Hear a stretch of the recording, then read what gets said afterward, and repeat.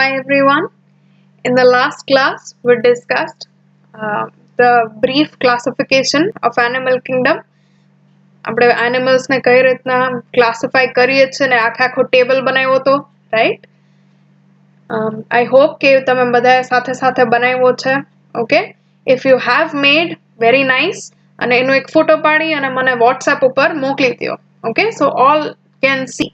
અને એમાં કોઈ કે બહુ સરસ રીતના બનાવ્યું હોય તો બીજાને બી થોડો ફાયદાકારક રહે. Fine?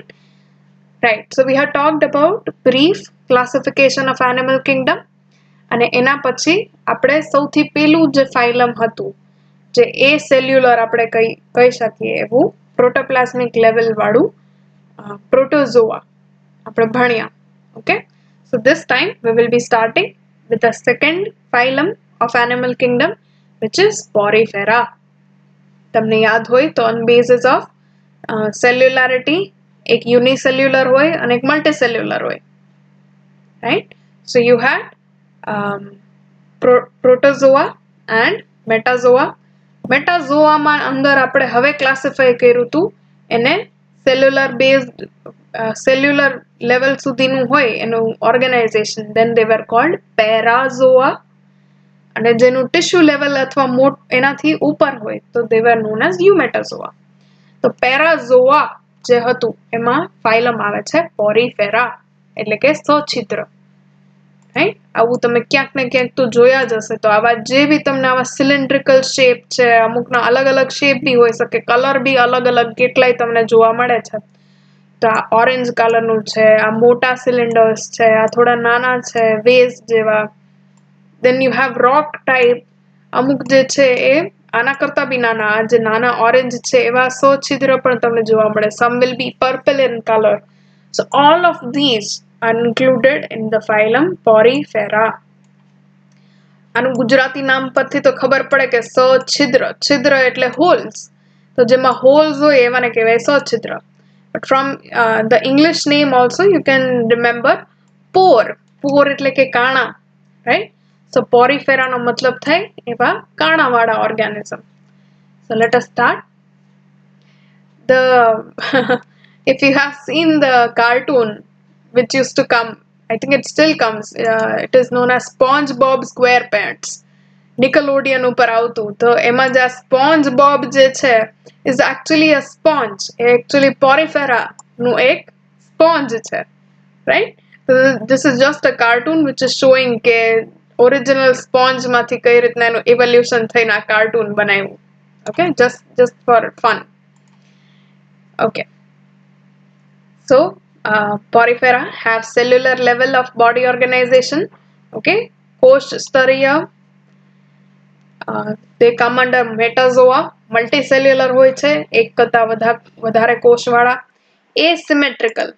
Okay, અસમમિતીય. અને તમે ગમે તે રીતના કટ ફૂટ કરશો, here this is what a sponge looks like. તો સ્પોન્જ ને તમે ગમે ત્યાંથી કટ કરવાની ટ્રાય કરો, મોસ્ટલી એ asymmetrical જ હોય. વેરી રેરલી સમટાઈમ્સ આવું એક્ઝેક્ટ સિલિન્ડર હોય તો તમે એને બાયલેટરલી સિમેટ્રિકલ કહી શકો. બટ અધરવાઇઝ પોરીફેરાના જેટલા બી ઓર્ગેનિઝમ હશે they will all be asymmetrical. Okay? After that they are all aquatic. અગર તમે ઇવોલ્યુશન ભણી ગયા છો અથવા હવે ભણવાના હોય જે 11th વાળા નવા, તો ઇવોલ્યુશનમાં યુ વિલ સ્ટડી કે લાઈફ જે છે એનું ઓરિજિનેટ ક્યાં થઈ તો પાણીની અંદર, રાઈટ? તો તમે એ જરા ક્લાસિફિકેશન જોશો ને ત્યારે બી તમને થોડું થોડું ખ્યાલ આવશે કે સૌથી પહેલાના ફાઇલમ જે હશે ને એ વધારે પડતા પાણીમાં હશે અને ધીરે ધીરે ધીરે ધીરે કરતા જમીન ઉપર આવશે. ઓકે, સો હિયર porifera જે છે are all aquatic, જલીય છે. Now they could be fresh water or marine water. મીઠા પાણીમાં અથવા તો દરિયાઈ પાણીની અંદર તમને જોવા મળે. Depends on species. કઈ જાતિ છે એના ઉપર ડિપેન્ડ કરે. They are sessile. Sessile નો મતલબ થાય સ્થાયી.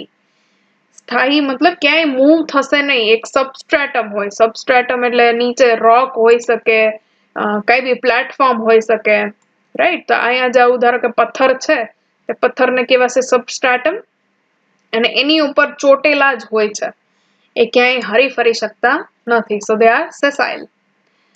After that, they are solitary or colonial. Solitary મતલબ એકલા જીવવા વાળા અથવા તો આવી કોલોની બનાવીને રહેતા હોય. Here you are able to see there are at least 3 sponges which are living together. તો એ કાં તો એકલા હોઈ શકે અથવા કોલોની બનાવીને રહેતા હોય. The entire body is porous. આખું એનું જે શરીર છે એમાં તમને છિદ્રો જોવા મળે છે. એનું સૌથી મોટું હોલ જે હશે, જે સૌથી મોટું છિદ્ર અહીંયા ઉપર જોઈ શકો છો, રાઈટ? આ જે હોલ્સ છે સૌથી મોટા, they are known as osculum. Okay, સૌથી મોટા holes are called osculum. અહીંયા છે. Then all the small pores, આની ઉપર જે નાના pores દેખાય છે, they are all known as ostia, સૂક્ષ્મ છિદ્રો. osculum સૌથી મોટું હોલ, ostia નાના છિદ્રો. The central cavity, અંદરની આ જે ગુહા બને છે એ ગુહાને કહેવામાં આવે છે સ્પોન્જિયોસીલ. ઓકે, તમને સીલોમ અગર યાદ હોય તો એનો સ્પેલિંગ આ રીતના જ આવે, COELOM, રાઈટ? સીલોમ એટલે કેવિટી થાય, રાઈટ? હવે આ સ્પોન્જીસ ની અંદર આપણે વાત કરી છે, વાદળીની અંદરની વાત કરી છે, એટલે એને કહેવાય સ્પોન્જિયોસીલ અથવા છિદ્રિષ્ઠ ગુહા. Okay, વચ્ચેની cavity જે છે is your spongiocele. See here it is written internal cavity spongiocele. આ આખું એનું બોડીનું સ્ટ્રક્ચર થઈ ગયું. ખબર પડી કઈ રીતનું બોડી એનું બનેલું છે? બેઝિકલી આવા સિલિન્ડર શેપના હોય અથવા કોઈ બી શેપના હોઈ શકે. તમને એમાં સૌથી એક મોટું કાણું દેખાય ઓસ્ક્યુલમ, એનાથી નાના કાણા આખા બોડી ઉપર દેખાય ઓસ્ટિયા, અને વચ્ચેની જે કેવિટી બને એને કહેવાય spongocoel. Very good, let's move on. Now let's talk about division of labour. કામમાં શું કહેવાય, ડિવાઈડ કરી દીધું છે કે કોણ કયું કામ કરશે. ભલે અત્યાર સુધી એ સેલ્યુલર લેવલનું જ ઓર્ગેનાઇઝેશન છે. એનો મીનિંગ શું થાય ને હું તમને ખાલી કહું થોડુંક. ફોર એક્ઝામ્પલ તમે એક સીવ લઈ લ્યો. સીવ એટલે ગરણી, એક એવી ગરણી લઈ લ્યો જે આપણે ચા ગાળવા માટે એવી ના યુઝ કરીએ એવી. એની ઉપર એક આવું સ્પોન્જ લ્યો, વાદળી લ્યો, અને એને ફોર્સફુલી દબાવી અને એમાંથી ગાળવાની કોશિશ કરો. જ્યારે એવી કોશિશ કરશો તો બીજી તરફ you will get all the cells separated. ઉપરથી દબાણ કરશો એટલે નીચે બધા અલગ અલગ કોષ છૂટા પડીને નીકળશે, જેવી જારીની સાઈઝ હોય એ રીતના નીકળશે.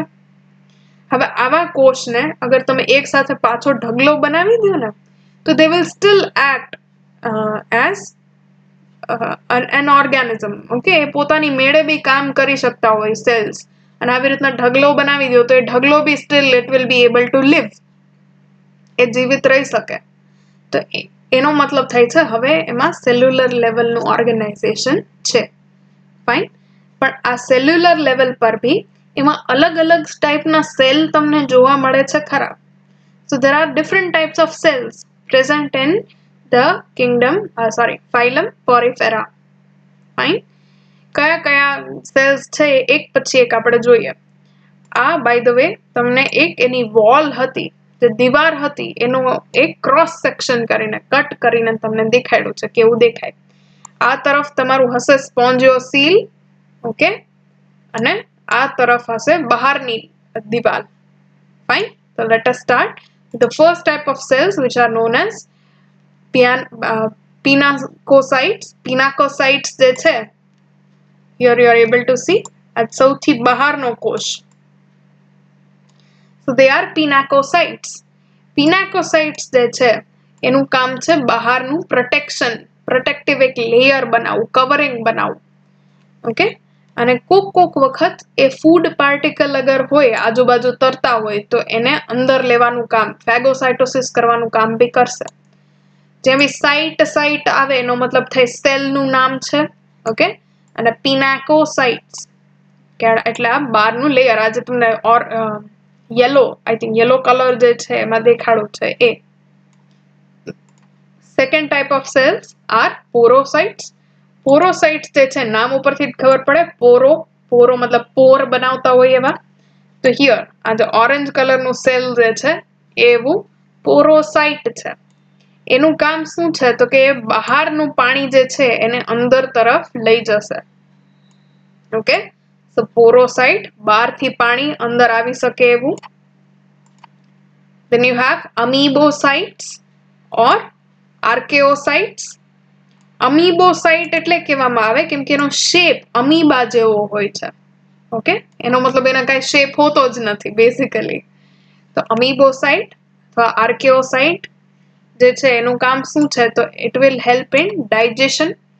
જે કાંઈ બી આ બહારના પિનાકોસાઇટ હતા એને, અથવા આપણે ભણશું આગળ કોયાનોસાઇટ જે હશે એ જેવી ફૂડ પાર્ટિકલને અંદર લઈ આવશે, ખાશે, એનું પાચન વાચન કરી અને એનું ન્યુટ્રિયન્ટ્સ બધાને પહોંચાડવાનું કામ કરશે આ અમીબોસાઇટ. ક્લિયર? એના અલાવા these amoebocytes are totipotent. ટોટીપોટેન્ટ નો મતલબ થાય એવા ટાઈપના કોષ જે આખે આખું નવું ઓર્ગેનિઝમ બનાવી શકે, આખો સજીવ નવો બનાવી શકે. ઓકે, એટલે એમાં તમે એમ કહો કે મને એકાદો, ખાલી આપણી વાત કરીએ, અગર તમે હ્યુમનમાં ટોટીપોટેન્ટ સેલની વાત કરો તો that cell could make a cell from હાર્ટનો સેલ બનાવો છો તો એ બનાવી દે. એમ કહો કે મને લીવર એટલે યકૃતનો સેલ જોઈએ છે તો ઈ બનાવીને દઈ શકે. બ્રેઇનનો સેલ એટલે કે ન્યુરોન જોઈએ છે તો ન્યુરોન બનાવીને દઈ શકે. તો આવો કોષ જેની પાસે ગમે તે કોષમાં પરિવર્તિત થવાની કેપેસિટી હોય એને કહેવાય ટોટીપોટેન્ટ સેલ. આપણા કેસમાં, હ્યુમન્સના કેસમાં ખાલી જે એમ્બ્રિયો હોય, ભ્રૂણ હોય, એ જ ટોટીપોટેન્ટ હોય છે. એના પછી ટોટીપોટેન્સી રહેતી નથી. બટ આ પોરીફેરા, સ્પોન્જીસ, વાદળીના કેસમાં અમીબોસાઇટ જે છે એ ટોટીપોટેન્ટ હોય છે. એટલે અમીબોસાઇટમાંથી આપણે જેટલા બી અલગ અલગ ટાઈપના આમાં કોષ ભણશી એ કોઈ પણ કોષ એ બનાવવાનું કામ કરી શકે. Fine. Then you have sclerocytes.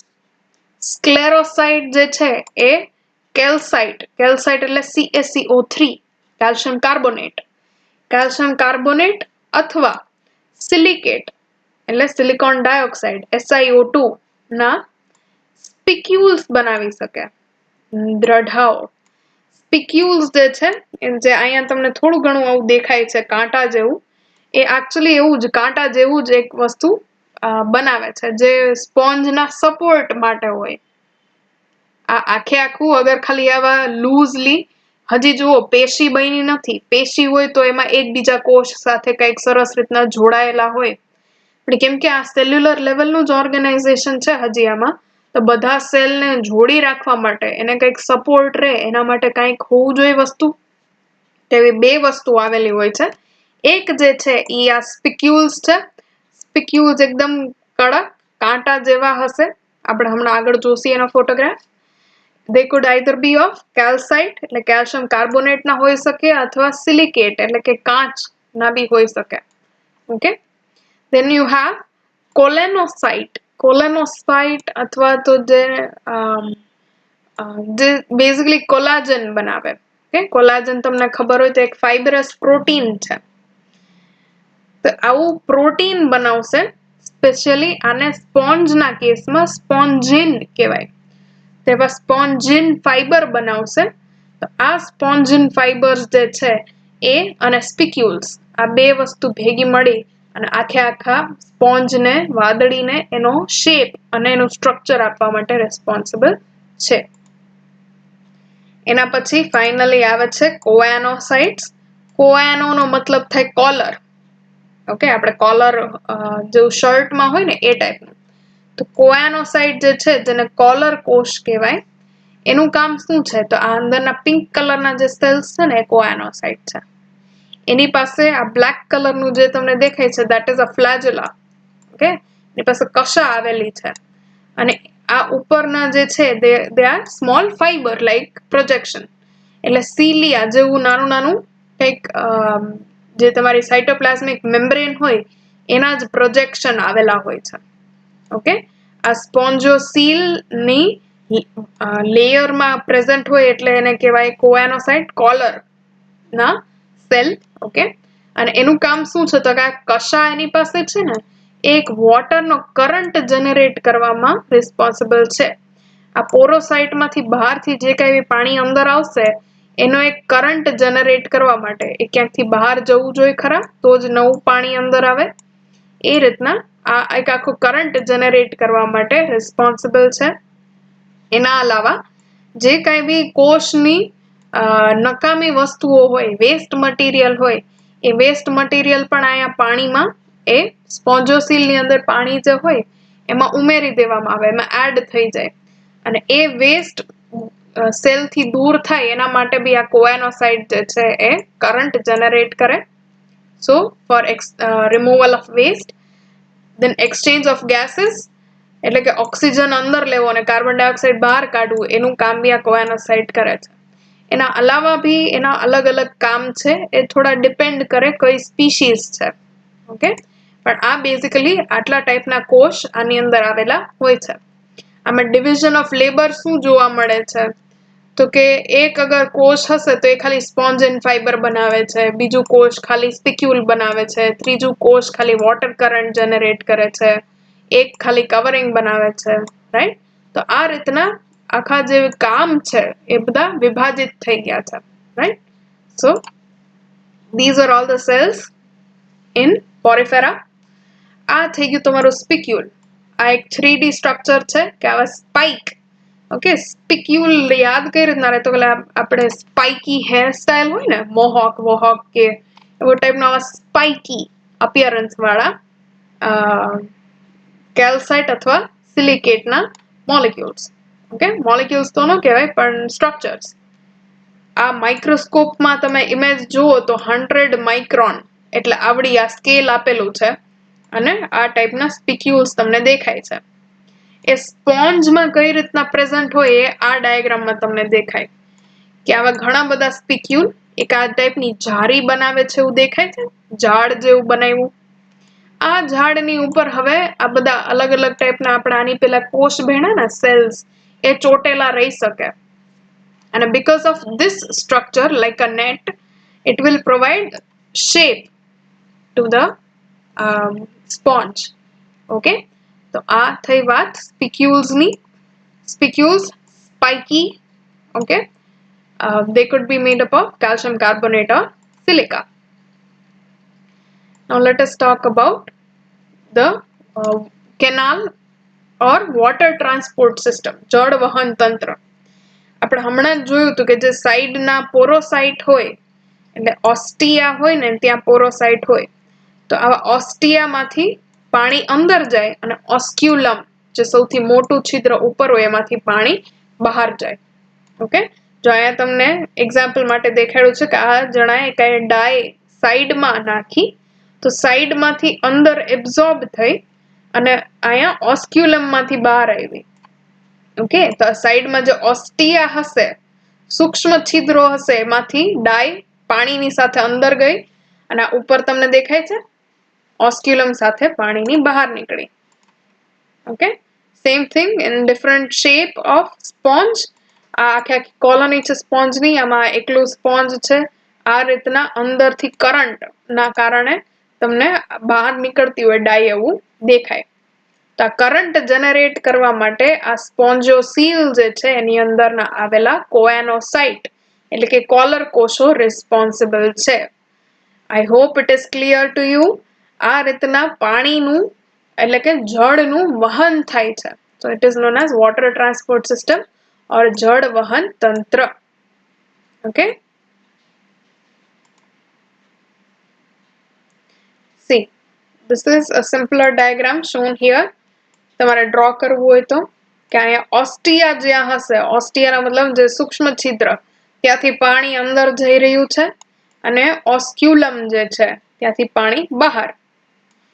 અને આ જે કશાવાળા નાના નાના સેલ તમને દેખાડેલા છે they are nothing but કોએનોસાઇટ. એ કોએનોસાઇટની મદદથી આ કરંટ જનરેટ થાય છે. See, here you will see કે આ ઓસ્ટિયમમાંથી પાણી અંદર આવ્યું અને આ કોએનોસાઇટ છે બધા, એની કશા એક તરફ જ બીટ કરે છે, એની ફ્લાજેલા એક તરફ જ મૂવમેન્ટ દેખાડે છે, જેના કારણે જે કઈ બી અંદર આવ્યું હશે એ પાણી ફાઇનલી એના સ્પોન્જસ થ્રુ બહાર જઈ શકે. Right. So now let us talk about nutrition. Nutrition જે છે એ પોરીફેરામાં અમીબાની જેમ હોલોઝોઇક છે. હોલોઝોઇક એટલે જે બી ફૂડ પાર્ટિકલ હશે, ભોજનના કઈ બી અણુ હશે, એની આજુબાજુ સુડોપોડિયા બનાવી અને આખું અંદર લઈ લેવામાં આવે. ઓકે. હવે ડાયજેશન, પાચનની વાત કરી તો પાચન હેપન્સ ઇનસાઇડ ધ સેલ, એટલે એને કહેવાય ઇન્ટ્રાસેલ્યુલર. અને કઈ જગ્યાએ તો કે in food vacuole. Food vacuole of which type of cell? તો ફૂડ વેક્યુલ ઓફ કોએનોસાઇટ્સ. જે કોલર સેલ્સ હતા, કોલર કોષ હતા, એની અંદર ફૂડનું ડાયજેશન થશે. એક્સક્રીશનની વાત કરી તો excretion will be in form of ammonia અને એ ડિફ્યુઝન થી થશે. ઓકે. નાઉ રિપ્રોડક્શનમાં અલિંગી પ્રજનન જે છે, asexual reproduction, that can be by budding. બડિંગ જો અહીંયા તમને દેખાડ્યું છે, આ બે સ્પોન્જ છે અને બીજા સ્પોન્જના બેઝ પાસેથી એક આવું નવું નાનકડું એવું બેબી સ્પોન્જ બનવાની શરૂઆત થઈ ગઈ છે. આ બડ જે છે એ ધીરે ધીરે મોટું થતું જશે અને ફાઇનલી એ આ જે પેરેન્ટ સ્પોન્જ હશે ત્યાંથી અલગ પડી જશે અને બીજી જગ્યાએ જઈને it can grow into a whole new sponge. ઘણી વાર અલગ ના ભી પડે. અગર અલગ ના પડે તો હિયર આ બે સ્પોન્જ જેવા ભેગા ભેગા ચોટેલા છે ને, એ ટાઈપનું આવું ત્રીજું સ્પોન્જ બી એમાં એડ થઈ જાય.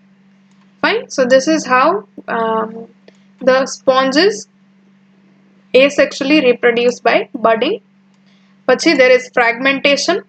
fragmentation એટલે મેં તમને જેમ કીધું ને કે અગર તમે એને કોઈ ગરણી હોય એમાંથી પસાર કરો અને પછી એનું જે માઉન્ટેન જેવું નાનકડું એવું બનાવી દો, ઢગલો બનાવી દો, તો એ ઢગલો also can act as a new organism, right? So that is fragment.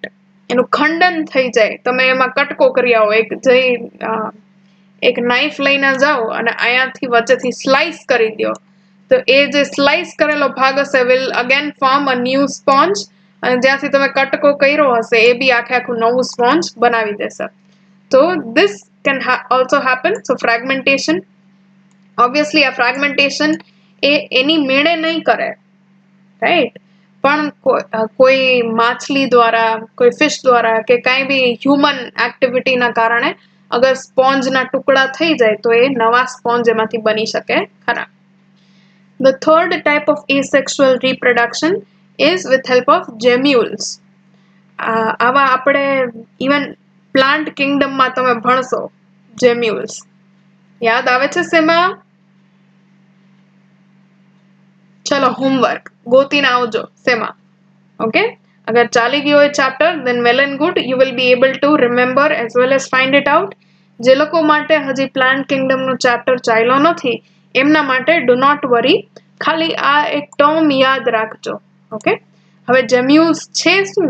તો કે બેઝિકલી એ બહાર આવું મેમ્બ્રેન એક હોય અને એ મેમ્બ્રેનની અંદર આવા ઘણા બધા આર્કિયોસાઇટ્સ, એટલે કે ઓલા જે અમીબોસાઇટ હતા ને, એ અમીબોસાઇટ થી ભરેલું હોય. બહાર આ મેમ્બ્રેનમાં સ્પિક્યુલ્સ, ઓકે, એટલે કડક એક બહાર લેયર બનાવે અને એ લેયરની અંદર ઘણા બધા આવા પોટલીની અંદર આર્કિયોસાઇટ્સ. તમને યાદ કરો આપણે વાત કરી હતી કે આર્કિયોસાઇટ્સ અથવા અમીબોસાઇટ્સ જે છે આ ટોટીપોટેન્ટ, એટલે આખું નવું ઓર્ગેનિઝમ બનાવવા માટે સક્ષમ હોય છે, રાઈટ?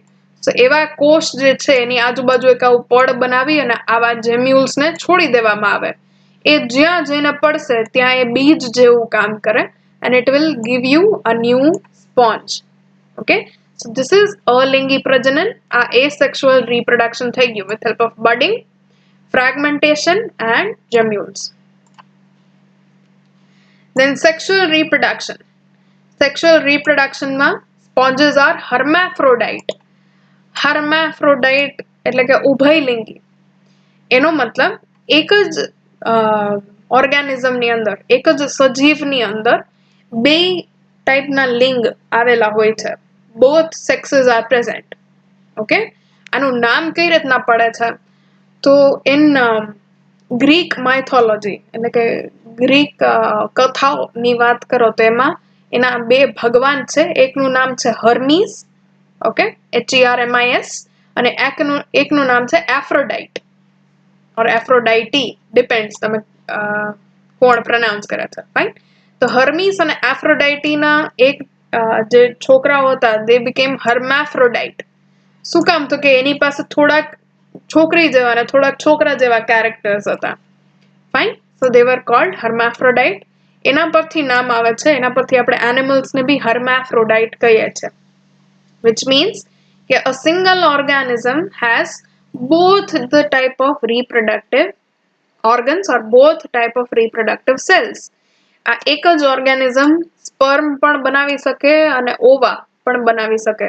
ઓકે, શુક્રકોષ અને અંડકોષ બે એક જ ઓર્ગેનિઝમ બનાવી શકે, એને કહેવાય હર્માફ્રોડાઇટ. આ ટર્મ યાદ રાખી લેજો. Fine, hermaphrodite. Very good. Let us see here first. આ એક સ્પોન્જ છે. સ્પોન્જમાંથી in some species the sperm is produced from choanocyte and in some species the sperm is produced from amoebocyte. Okay, તો એ depend કરે કોણે બનાવ્યું એ અત્યારે જરૂરી નથી, but from the same sponge, આ એક જ સ્પોન્જની અંદરથી તમે સ્પર્મ બનાવ્યા છે. Okay, now those sperm will go inside and fertilize, ફલન કરશે. કોનું? તો કે એગનું. egg are formed from archaeocytes or amoebocyte. એનું ફલન થઈ જાય, ફર્ટિલાઇઝેશન થઈ જાય. After that a larva is formed. Egg જેવું નાનકડું બનશે અને એગમાંથી લાર્વા નીકળશે. લાર્વા એટલે ડિમ્ભ. ઓકે, આ ડિમ્ભ જે છે, લાર્વા જે છે, એને અહીંયાથી બહાર નીકળશે ઓસ્ક્યુલમમાંથી, અને એ જ્યાં જઈને પછી પડશે ત્યાં it will give out a new sponge. Okay, so this is basically how sexual reproduction એટલે કે લિંગી પ્રજનન થાય છે સ્પોન્જ એટલે કે પોરીફેરાની અંદર. ઓકે, સૌથી પહેલા they are hermaphrodite. hermaphrodite એટલે સ્પર્મ પણ એ જ બનાવશે, એગ પણ એ જ બનાવશે. બે આવા બની જાય reproductive cells. એ આવી અને એનું ફલન થશે, ફર્ટિલાઇઝેશન થશે. Now this fertilization is internal. internal એટલે કે એનું જે આ સ્પોન્જ હોય એ સ્પોન્જની અંદર જ થશે. અમુકમાં આગળ જતા આપણે જોશું કે સ્પર્મને એકલા છોડી દે અને એગ્સને એકલા છોડી દે અને બારોબાર એનું ફલન થાય અને ત્યાં ને ત્યાં જે કઈ બી એનું આગળનું ડિવિઝન હોય એ થતું હોય. Fine. But in cases of sponge એનું ફલન જે છે એ સ્પોન્જની અંદર જ થાય છે, એટલે એને કહેવાય અંતઃફલન અથવા ઇન્ટરનલ ફર્ટિલાઇઝેશન. એના પછી એનું ડેવલપમેન્ટ જે છે, આ ફર્ટિલાઇઝેશન થઈ ગયું, એના પછી કઈ રીતના ડેવલપ થશે? તો કે એમાં આવા ડિમ્ભ બને છે, લાર્વા બને છે. સો that is the reason it is known as indirect development. પરોક્ષ વિકાસ. ડેવલપમેન્ટ is indirect એટલે કે સીધે સીધું તમને આમાંથી આનું ફલન થાય અને નવું સ્પોન્જ મળી જાય એવું નથી. નવું સ્પોન્જ મળે એ પેલા એક લાર્વા સ્ટેજ પણ આવે છે. So that ડિમ્ભીય અવસ્થા જે છે, it has to go through these larval stages and then it becomes an adult. So fertilization internal, development is indirect. Now let's talk about classification of porifera. Porifera નું classification કઈ રીતના થાય છે એ? So they can be classified on basis of their exoskeleton. એના કંકાલ ઉપરથી તમે એને વર્ગીકરણ કરી શકો. કઈ રીતના? તો કે પેલા જે છે એને કહેવાય કેલ્કેરિયા. કેલ્કેરિયા નામ ઉપરથી ખબર પડે, કેલ્શિયમ, કેલ્કેરિયા, રાઈટ? તો આ કેલ્કેરિયા જે હશે ક્લાસ, વર્ગ, એની અંદર સ્પિક્યુલ્સ, ઓલા સ્પાઇક્સ યાદ છે ને, એ સ્પાઇક્સ કેલ્શિયમ કાર્બોનેટના બનેલા હશે. ઓકે, કેલ્શિયમ કાર્બોનેટના બનેલા સ્પાઇક હોય એને તમે વર્ગીકરણ કરશો એનું કેલ્કેરિયામાં. એનું એક્ઝામ્પલ છે સ્કાઇફા ઓર Sycon. Okay, these are the સ્કાઇફા, આવા ટાઈપના દેખાય. વન મોર થિંગ, આના જે કેલ્શિયમ કાર્બોનેટના સ્પિક્યુલ્સ હશે એને 3 કાંટા હશે. ઓકે, 3 સ્પાઇક્સ હશે. Fine. Then you have second, which is hexactinellida. Okay, hexa ઉપરથી તમને ખ્યાલ પડે 6. Okay, hexactinellida. Hexactinellida જે છે એની અંદર સ્પિક્યુલ્સ સિલિકા ના બનેલા હશે. Silicon dioxide SiO2 silica. Okay, તમને ખ્યાલ હોય તો કાચ જે છે glass is also silicate, right? તો એના કારણે આ સિલિકા વાળા જે બી હશે એ તમને કાચ જેવા જ દેખાશે. આ લાગે કાચનું નાનું નાનું કોતરણી કરીને બનાવ્યું હોય એવું, રાઈટ? સો હેક્ઝાટેનેલિડા જે છે એનું એક્ઝામ્પલ છે યુપ્લેક્ટેલા. યુપ્લેક્ટેલા આવું દેખાય. આનું common name Venus flower basket અથવા જાપાનીઝમાં બ્રાઇડ ફ્લાવર બુકે એવું એનું નામ આપેલું છે. ફાઇન. So યુપ્લેક્ટેલા and હાઇલોનીમા. હાઇલોનીમા એટલે આવું એક સિંગલ ફિંગર જેવું હોય. Okay, but basically they are made up of silicate. એનું એક્ઝોસ્કેલેટન જે છે, કંકાલ જે છે એ સિલિકાનું બનેલું હોય છે અને આ સિલિકાના 6 કાંટા હોય એટલે એને હેક્ઝા કહેવાય. And then finally the third class, ત્રીજું વર્ગ જે છે is Demospongia. Demospongia જે છે they are also made up of silica. એના સ્પિક્યુલ્સ પણ સિલિકાના બનેલા છે, પણ એ 3 થી 6 વચ્ચે ગમે એટલા એમાં સ્પાઇક, ગમે એટલા કાંટા હોઈ શકે. એનો એક્ઝામ્પલ છે યુસ્પોન્જિયા, આ જેને બાથ સ્પોન્જ પણ કહેવાય, સ્નાન વાદળી. જે ભાઈ સ્પોન્જ આવે એના ગુજરાતી ટર્મ વાદળી છે. ઓકે, તો બાથ સ્પોન્જ ઓર સ્નાન વાદળી.